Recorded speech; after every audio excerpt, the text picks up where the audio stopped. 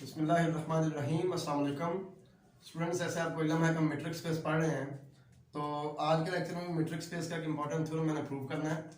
The complement of A singleton subset is open in a metric space, यानी कि metric space के अंदर अगर कोई भी सिंगलटन सेट है तो उसका कंप्लीमेंट हमेशा ओपन होगा।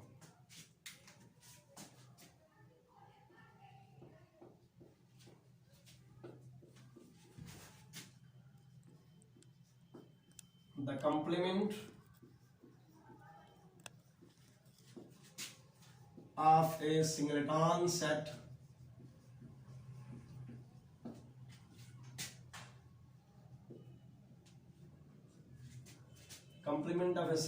set is open in a metric space। Metric space के अंदर एक सिंगलटन सेट का कंप्लीमेंट हमेशा ओपन होगा। ये आज हमें प्रूव करना है। बड़ा आसान सा इसका प्रूफ है, छोटा सा।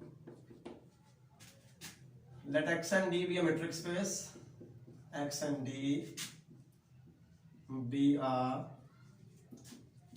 Metric space. फर्ज करें एक्स डी एक मीट्रिक स्पेस है एंड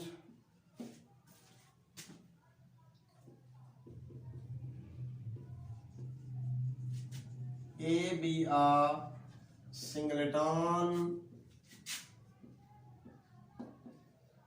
subset of X।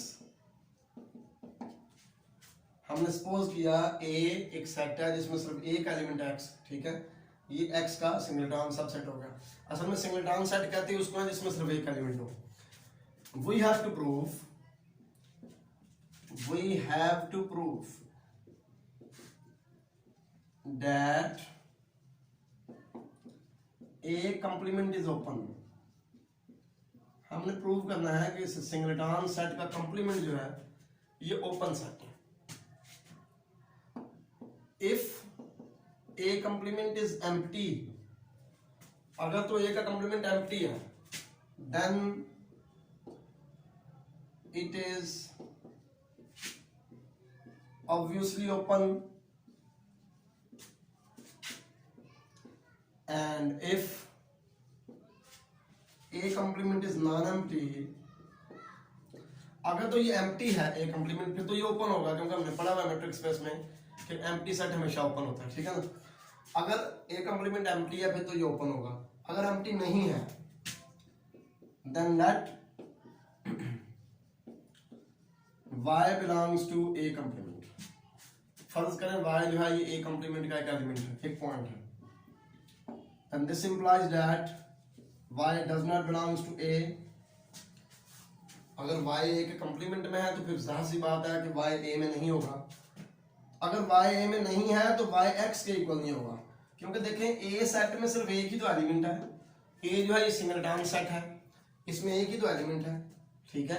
तो इसका मतलब अगर Y A को बिलोंग नहीं करता तो फिर Y X के इक्वल नहीं हो सकता। अगर Y X के इक्वल नहीं है तो इसका मतलब ये होगा कि X और Y का डिस्टेंस नॉट इक्वल टू 0 होगा, क्योंकि मीट्रिक की डेफिनेशन के मुताबिक जब दो पॉइंट्स इक्वल नहीं होते तो उनका डिस्टेंस जो है वो नॉन जीरो होता है। अब ये जो नॉन जीरो डिस्टेंस है इसका हम कोई नाम रख लेते हैं। Let distance of X and Y is equal to R। फर्ज करें कि X और Y के दरमियान डिस्टेंस R है। अब इन दोनों के दरमियान जो डिस्टेंस है वो R के इक्वल है। इसका मतलब ये है कि X जो है ना ये इस ओपन बार को बिलोंग नहीं कर सकता कि जिसका सेंटर Y और रेडियस R हो, क्योंकि अगर ये इस ओपन बार को बिलोंग करता तो फिर X और Y का डिस्टेंस लेस देन R होता, ठीक है ना। ये इक्वल टू R है, इसका मतलब ये इसको बिलोंग नहीं करता। अगर ये इसको बिलोंग नहीं करता तो इसका मतलब है कि F का और इस ओपन बार का जो इंटरसेक्शन है वो एम्प्टी हो जाएगा, क्योंकि ये जो F है इसमें एक ही तो एलिमेंट है A जो है ना हमने सिंगलटन सेट लिया हुआ है जिसके अंदर एक ही एलिमेंट X है। अगर X इस ओपन बार को बिलोंग नहीं करता तो इसका मतलब है कि A और इस ओपन बार का इंटरसेक्शन एम्प्टी हो जाएगा।